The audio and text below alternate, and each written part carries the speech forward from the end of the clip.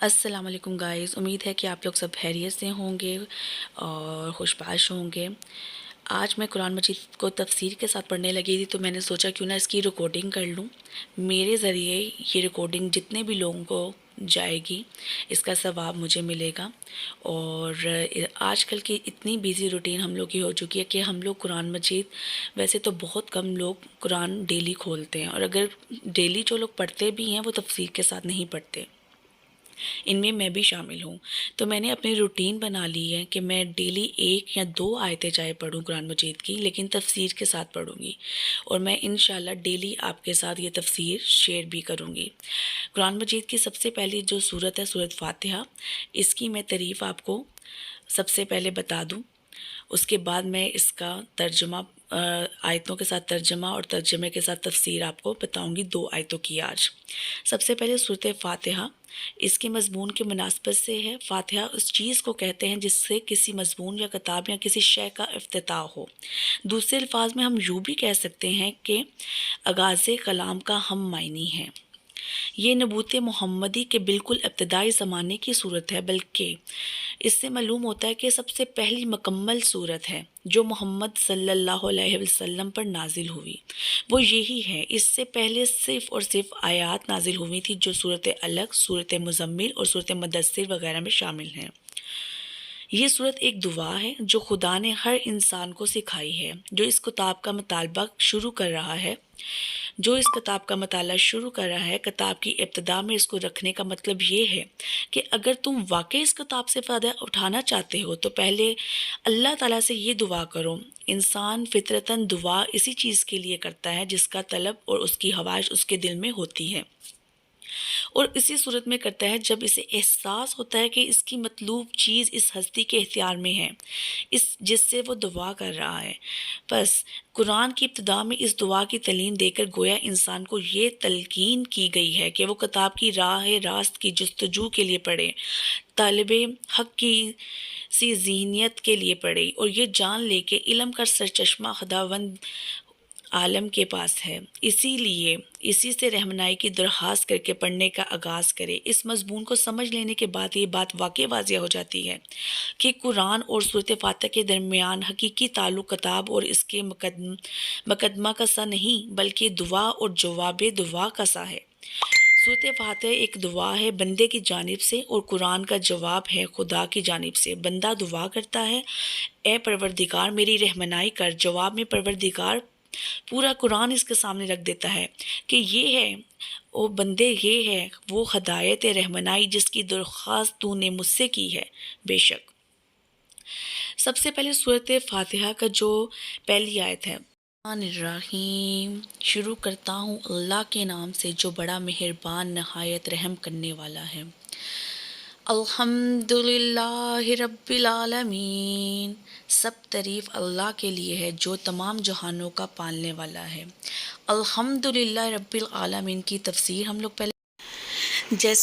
لوگ پہلے بیان کر چکے ہیں کہ سورت فاتحہ اصل میں تو ایک دعا ہے، لیکن دعا کی ابتدا اس ہستی کی تعریف سے کی جا رہی ہے جس سے ہم دعا مانگنا چاہتے ہیں۔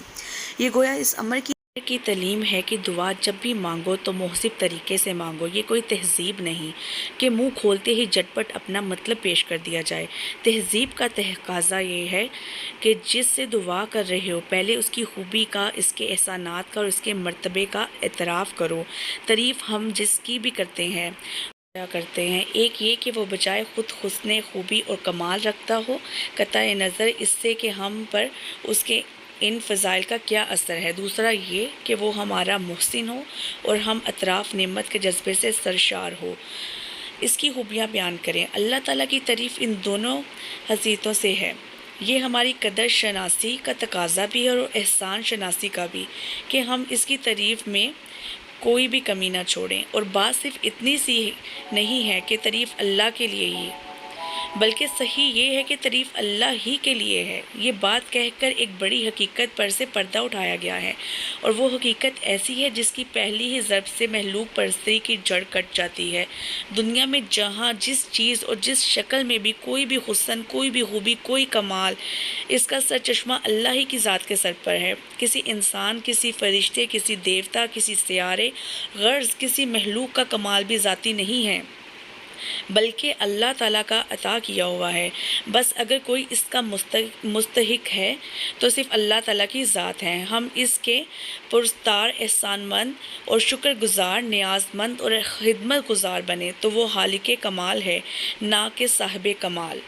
الرحمن الرحیم۔ الرحمن الرحیم، یہ سورۃ فاتحہ کی دوسری آیت ہے۔ اس کی تفسیر اب میں بیان کروں گی آپ کے ساتھ۔ اللہ کی تعریف میں رحمان کا لفظ استعمال کرنے کے بعد پھر رحیم کا اضافہ کرنے میں بھی یہی نکتہ پوشیدہ ہے۔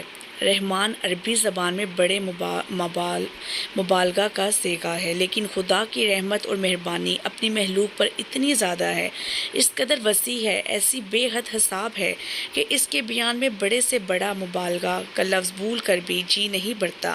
اس لیے اس کی فراوانی کا حق ادا کرنے کے لیے بھی رحیم کا لفظ مزید استعمال کیا گیا ہے۔ اس کی مثال ایسی ہے جیسے ہم کسی شخص کی فیاضی کے بیان میں سخی کا لفظ بول کر جب تشنگی محسوس کرتے ہیں تو اس پر داتا کا اضافہ کرتے ہیں۔ رنگ کی تعریف میں جب گورے کو کافی نہیں پاتے تو اس پر چٹے کا لفظ اور بڑھا دیتے ہیں۔ درازی قد کے ذکر میں جب لمبا کہنے سے تسلی نہیں ہوتی تو اس کے بعد ہم تڑنگا بھی کہتے ہیں۔ مالک یوم الدین، بدلے کے دن یعنی قیامت کا مالک ہے، یعنی اس دن کا مالک، جبکہ تمام اگلی پچھلی نسلوں کو جمع کر کے ان کے کارنامے زندگی کا حساب لیا جائے گا اور ہر انسان کو اس کے عمل کا پورا صلہ یا بدلہ مل جائے گا۔ اللہ کی تعریف میں رحمان اور رحیم کہنے کے بعد مالک روز جزا کہنے سے یہ بات نکلتی ہے کہ وہ مہربان ہی نہیں ہے بلکہ ہے، اور منصف بھی ایسا کہ آخری فیصلے کے روز وہی پورے اقدار کا مالک ہوگا۔ نہ اس کی سزا میں کوئی مزاحم ہو سکے گا اور نہ جزا میں منع۔ لہٰذا ہم اس کی رحمت کی بنا پر اس سے محبت ہی نہیں کرتے بلکہ اس کے انصاف کی بنا پر اس سے ڈرتے بھی ہیں، اور یہ احساس بھی رکھتے ہیں کہ ہمارے انجام کی بھلائی اور برائی کا اللہ تعالیٰ ہی اختیار رکھتا ہے۔ امید ہے گائز آپ کو میری یہ تینوں آیت کی تفسیر سمجھ آئی ہوگی، آپ لوگوں نے سنی ہوگی، انجوائے کی ہوگی اور کچھ اس سے سیکھا ہوگا۔ اگر ہم لوگ روز 2 سے 3 آیتیں بھی قرآن مجید کی تفسیر کے ساتھ پڑھیں تو ہمارے علم میں بہت زیادہ اضافہ ہوگا، ہمیں سکون ملے گا، اور ہمیں دنیا کے ساتھ ساتھ اپنی آخرت کا بھی سوچنا چاہیے۔ اور انشاءاللہ میں ڈیلی آپ کے ساتھ یہ 2 سے 3 آیتیں تفسیر کے ساتھ ایسے ہی شیئر کیا کروں گی۔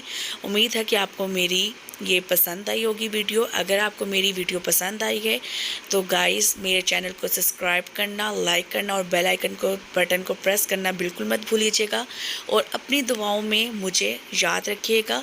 میں ہوں نیلم فیضان۔ جاتے جاتے میں آپ کو ایک چھوٹی سی بات صرف کہوں گی کہ ہمیشہ اچھا کریں تاکہ آپ کے ساتھ بھی اچھا ہی ہو، اور جو لوگ دوسروں کے ساتھ اچھا کرتے ہیں اللہ تعالیٰ کبھی ان کے ساتھ برا نہیں ہونے دیتے۔ اسی امید پہ سب کے ساتھ اچھا کرتے جائیں، انشاءاللہ آپ کے ساتھ بھی خود بخود اچھا ہونے لگ جائے گا۔ اور انشاءاللہ گائز ملتے ہیں نیکسٹ 3 تفسیر میں کل۔ اوکے گائز اپنا بہت خیال رکھیے گا، ملتے ہیں کل نئی 3 آیتوں کے ساتھ۔ اللہ حافظ۔